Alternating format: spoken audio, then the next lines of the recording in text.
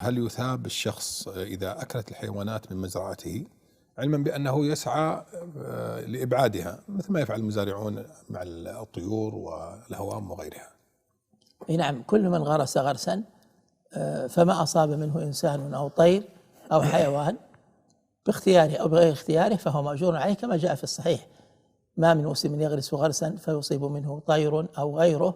إلا كتب له، والحديث في الصحيح. وبالتالي هذا مما يؤجر عليه الإنسان ولو لم ينوي من الأعمال، وهو ما كان نفعه متعديا فإنه يؤجر على الإنسان ولو لم ينوي ذلك، لكن إن نواه كان أعظم أجرا، كما قال الله تعالى: لا خير في كثير من نجواهم إلا من أمر بصدقة أو معروف أو إصلاح بين الناس، ومن يفعل ذلك ابتغاء مرضات الله فسوف نؤتيه أجرا عظيما. فأثبت الله تعالى الخيرية في هذه الأمور ولو لم ينوي الإنسان فيها التعبد والتقرب إلى الله، لو نوى فيها تحقيق المصلحة دون استحضار نية العبادة. فإذا نوى بذلك الإخلاص، وإذا نوى بذلك وجه الله وابتغى وجهه جل في علاه، كان ذلك مما يضاعف الأجر ويزيد في الثواب.